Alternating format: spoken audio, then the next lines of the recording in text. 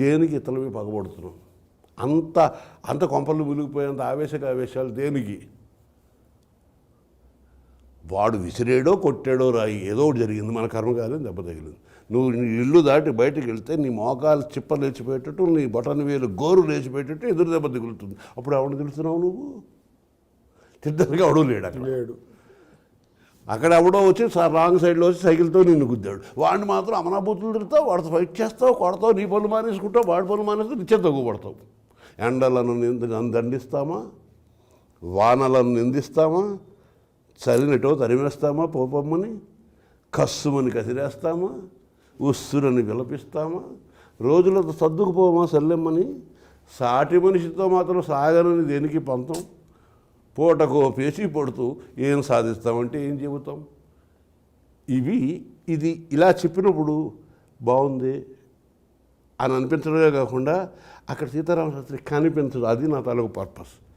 అవును, నేను సూర్యుని తిట్టట్లేదు కదా, వాడు గట్టిగా వెలిగేస్తుంటే నాకు ఏదైనా స్తోమత ఉంటే పోయి ఏసీ కొనుక్కుంటే అందులో కూర్చుంటా, లేకపోతే చన్నీటి తొట్లో పడుకుంటా. అంతేగాని వాడిని ఏం చేయలేను కదా. మరి మనిషిని ఎందుకు లోకుగా దొరికాడనా? సో ప్రతి పాటలో ఉన్నటువంటి మాట నీలోకి వెళ్ళి నువ్వు స్వాగతించుకుంటూ వెళితే నువ్వు జీవితాన్ని చూసే సంవిధానం, నిత్య జీవితాన్ని, నీకు ఇవాళ కావాల్సిన పారమార్థికమైన విషయాలు కాదు. మోక్షం ఎలా వస్తుందో నీకు అవసరం లేదు. ముందర తినడం ఎలాగో తెలిస్తే ఆ తర్వాత విషయాలు చూడాలి. సో బతకడం అనే ప్రాథమికమైన చిన్న పని కూడా చేత కాకుండా మనిషి తడబాటు పడుతున్నటువంటి ఈనాటి సమయంలో నాకు ఇవ్వబడినటువంటి వృత్తి ద్వారా, నాకు భగవంతుడు ప్రసాదించిన చిన్న టెక్నిక్ ద్వారా, ఈ రెండిటి ద్వారా జీవితాన్ని అందరిలాగే పరిశీలిస్తూ ఎందుకు ఏడుస్తున్నారు, ఎందుకు నవ్వుతున్నారు, ఎంతసేపు ఏడుస్తారు, ఎంతసేపు నవ్వుతారు, ఇలాంటి ఆలోచనలు వేసుకుని వాటికి ఇచ్చే సమాధానాలుగా, ఇలా సమాధానాలు ఇచ్చేటప్పుడు నాకు సినిమా వేదిక ఎందుకు మనకు వస్తుంది అంటే, సినిమా వేదిక చాలా గొప్పది. ఎన్నోసార్లు మళ్ళీ చెప్పాను, మళ్ళీ సందర్భం వచ్చింది కాబట్టి చెబుతున్నాను. కవి అయితే వాడికి ఏదో మూడు రావాలి, 3 or 4 ఏదో రావాలి, ఏదో కావ్యం రాసుకుంటాడు, ఏదో ఏడుస్తాడు. కానీ సినిమా కవి అని ఎవరైతే అవమానిస్తున్నారో ఆ సినిమా కవికి 3, 4 కోసం వెయిట్ చేయడానికి వీల్లేదు. ఓ నిర్మాత వస్తాడు, ఇది అడుగుతాడు, ఇంకో నిర్మాత వస్తాడు, మరోటి అడుగుతాడు. పొద్దున్నో పాట ఏడుస్తూ రాయాలి, రెండో పాట నవ్వుతూ రాయాలి, మూడో పాట గెంతుతూ రాయాలి, 4వ పాట దొర్లుతూ రాయాలి, ఇంకో పాట పొర్లుతూ రాయాలి. అన్ని రకాల అనుభవాలను ఒకేసారి తీసుకుని ఒకే రోజుని అన్నీ అనుభవించాలి. ఒకడు వచ్చి ఉత్తర కుమారుడు పారిపోతుంటే మహావీరకృత్యంగా రాయండి అని ఒక ఆయన అడుగుతాడు. ఒక ఆవిడ మొగుడిని తీసుకుందండి, ఏమైనా చెప్తారు దాని గురించి. ఇలాంటి సన్నివేశాలు ఒక కవిగా కూర్చున్నప్పుడు వాడికి రావు. సినిమా కవిగా కూర్చున్నప్పుడు వాళ్ళు కల్పించిన కథలలో నుంచి వచ్చినటువంటి ఆ సన్నివేశాలను తీసుకుని దానికి జీవితం అప్లై చేస్తూ రాయటం మూలాన్ని. మామూలు ప్రతి పెళ్ళం మొగుడిని ఇంకో అమ్మాయికి అమ్మేయడానికి కోటగొత్తు తాచులు పెట్టి అమ్మేది, అలాంటి కథ ఏం జరగదు.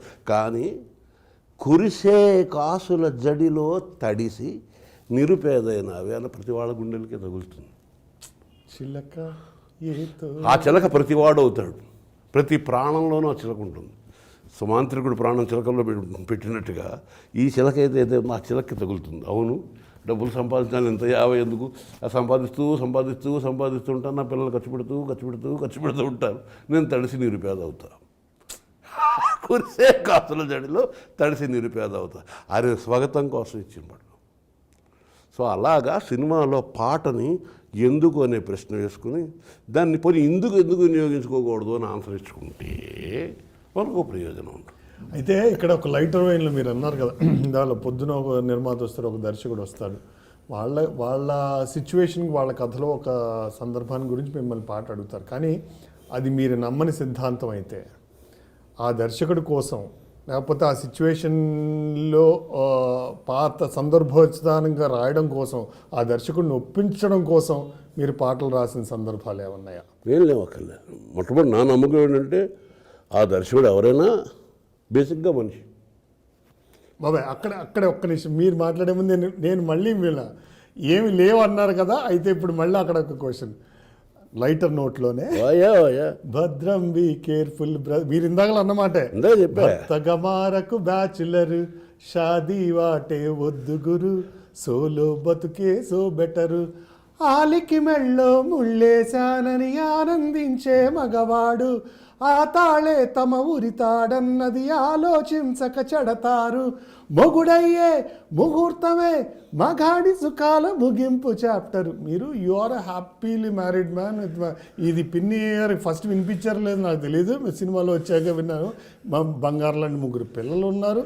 మరి పెళ్ళంటే నూరేళ్లమంటారా అని ఇంకొక సినిమాలో రాశారు. మరి ఇవి మీరు నమ్మి రాశారా లేకపోతే దర్శకుడి గురించి రాశారా? దర్శకుడి గురించి రాయలేదు, నా భార్యల గురించి రాశాను. ఎందుకంటే వింటే వాళ్ళు ముచ్చట పడతారు. అంటే వాళ్ళకి తెలుస్తుంది ఈదీ అమీను, హిట్లర్ ఎట్సెట్రా ఇంట్లో ఉన్న ఆలిన్ కన్నా డిక్టేటర్లు అట్రా అంటే వాడు ఎలాగా వాడు ఇష్టం వచ్చినట్టు బిహేవ్ చేస్తూనే ఉంటాడు పురుషాధిక్యంతో.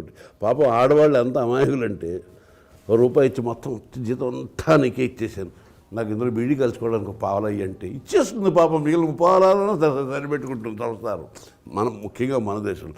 సో ఇందులో వ్యంగ్యం ఏంటంటే వాడు నా కర్మ, అరే పెళ్లి చేసుకోగలరా అంటే ఇప్పుడు చాలా ముచ్చట పడుతుంటుంది అనమాట. సో స్త్రీల పట్ల ఏదైనా రాసేటప్పుడు అగౌరవపరిచేటట్టు కానీ కించపరిచేటట్టు కానీ రాయకూడదు అని ఒక సిద్ధాంతం. రెండవ సిద్ధాంతం, అస్తమాను మనం గోస్వామి తులసీదాస్ భజన చేసుకుంటూ కూర్చోం కదా, ఇంట్లో రకరకాల మూడ్స్ ఉంటాయి కదా. సో సరదాగా కూడా ఉండాలి. ఆడపిల్ల మీద టీచింగ్ సాంగ్ రాస్తే ఎలా ఉండాలి అంటే అదో సరదా, అదొక ఫేజ్. ఆ ఫేజ్లో ఏడిపించాలి, కొరకొరా చూస్తూ వెనక్కి తిరిగి కిలకలా నవ్వుకోవాలి. అంతేగాని హృదయం గాయపడి నా ఉనికి ఇంత అసహ్యమైందా అని అనిపించుకునే స్థితిలో వాళ్ళకి బెగట కలిగించేలా ప్రవర్తించకుండా కూడా రాజు. ఎన్నొక్క జిల్లాల వరకు వింటున్నాము నీ కీర్తిని, నీ అందాల సంకీర్తని. అంటే మీరు వేరే పాటకి వెళ్ళిపోతున్నారేమో, మళ్ళీ మిమ్మల్ని వెనక్కి ఏ ఆవిడని భద్రకాళి అంటే వెనక్కి తిరిగి ముచ్చట పడుతుంది బాబాయ్? భద్రకాళి అంటే దేవత, భద్రం అంటే మంగళం, కాళి అంటే దేవత. అంటే మీరు సమర్థించుకోగల సమర్థులు కావాలి భాషాపరంగా. కానీ నేను ఒక అంటే భావి సంఘం పెట్టాను ఒకటి, అంటే భార్యా విధేయుల సంఘం అని. అంటే కొందరు భర్తలు వ్యతిరేకించారు. చూసి అదే అంటే మీకు అందులో సుఖం అర్థం కావట్లేదయ్యా, నీకెందుకు దిక్కుమాలిన లెక్కలని, కందిపప్పు ఇంత, ఉప్పు ఇంత, పని మనిషి ఇంత, రెంట్ ఇంత, ఇవన్నీ నీకెందుకయ్యా, ఆ తీసుకొచ్చింది ఆవిడ చేతిలో పెట్టేయి. నేనేదో ఉద్యోగం చేసుకుంటే మొత్తం ఇల్లు అంతా నువ్వే భారం పోయి అంటే చచ్చినట్టు అన్నీ పొదుపు చేసుకుంటూ అందులోనే రూపాయి దాచుకుంటూ పిల్లలకి ఏదో చేయాలి మొత్తం నిర్వహించేది ఆవిడ ఉంది కదా.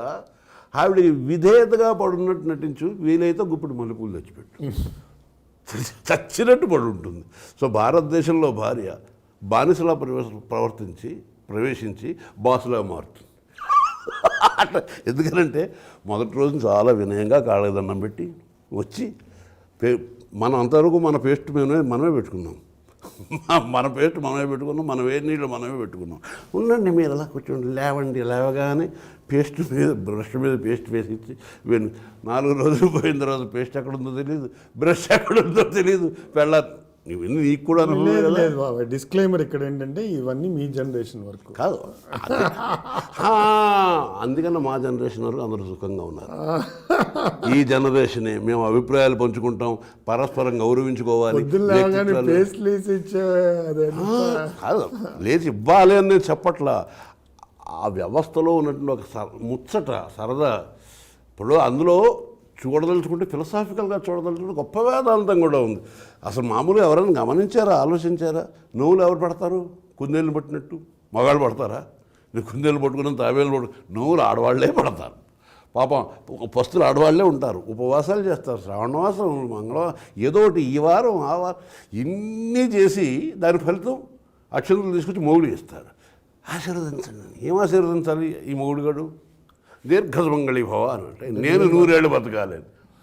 వాళ్ళు చచ్చేలాగా ఆకలితో పొద్దున్న పూజలు పురస్కారం వాళ్ళు. ఇది సాంస్కృతికమైనటువంటి ఔన్నత్యం మనది. మనకి జన్మనిచ్చిన తల్లి అదే స్త్రీమూర్తి మళ్ళీ మనకి మరో జన్మనివ్వడానికి మన భార్యగా మారుతుంది. అది బాగా అర్థం చేసుకో. చాలా గొప్పగా మనకి ఒక తల్లి రూపంలో జన్మనిచ్చి భార్య రూపంలో వచ్చి మననే మనకి కనిచ్చేది కూడా స్త్రీయే. అట్లాంటి స్త్రీ పట్ల ఒక విధేయత ప్రదర్శించినట్టుగా మనం కనిపిస్తే ఆయన చాలా అల్ప సంతోషులు వారు. అందుకనే హిట్లర్ కంటే గొప్ప డిక్టేటర్ మా ఆవిడంటే నాకు భయం అండి అంటే ఆవిడ ముసి నువ్వులు నవ్వుకుంటుంది. అందువల్ల అందుకే ఇందాక కూడా పాట కోట్ చేశాను, నిగదీశాడు కన్నా జనాలు నన్ను తిట్టలేదు. భద్రం బీ కేర్ఫుల్, పెళ్ళంటే నూరేళ్ళ మంటరా అన్న భార్య నన్ను 5 o'clock అయిందంటే వైఫ్ ఓకలాగా అయినట్టే, ఆలస్యం చేస్తే తాట తీస్తుంది అంతే చెమ్మ అని రాస్తే వాళ్ళు ముచ్చట పడతారు. ఆ మాత్రం కూడా చేయలేవా? సో అందులో ఉన్నటువంటి సత్యస్పర్శ, సౌందర్యం, ఒక చిన్న హాస్యం, ఒక చిన్న విధేయత ఉండాలి. కృతజ్ఞత మనిషికి ఉండాల్సినటువంటి ముఖ్య లక్షణము. నీకు ఆయన జన్మనిచ్చిన తల్లితో మొదలుపెట్టి నువ్వు మొట్టమొదటి కృతజ్ఞుడిగా ఉండవలసిన వాడివి. తల్లికి, స్త్రీకి, ప్రకృతికి, మాతృదేవభావతోనే స్టార్ట్ అవుతుంది. సో ఆ పాట వింటుంటేనే వాళ్ళకి తెలుస్తుంది. ఈ పెళ్ళి వద్దురా అని చెప్తాడు, పెళ్ళి అలాగే ప్రతివాడు చేసుకుంటాడు. వద్దురా బాబు అని అలా చెప్పేవాడు అయిన వాడే చేస్తాడు. సో వాడు ఎంత సుఖపడుతున్నాడో వాడికి తెలుసు ఆటోమేటిక్గా. సో అది సరదా ముచ్చట అంటాం. ఆ ముచ్చట మనకి అప్పగింతల టైంలో ఏదో ఉంటుంది. నేను పిల్లల్ని ఎత్తుకొని భార్య, నేను ఎత్తుకొని నాకు పని ఉందని వీళ్ళిద్దరు పిల్లల్ని మార్చుకుని, అది ఈ ముచ్చట్లు ఈ వేడుకలు మన వాళ్ళు ఎందుకు పెట్టారంటే మీ బాధ్యతల్లో, మీ బంధంలో ఉన్నటువంటి ఆప్యాయతలు, ప్రేమలు, ఇచ్చిపుచ్చుకోవడాలు, ఆదాన ప్రదానాలు, ఇవన్నీ.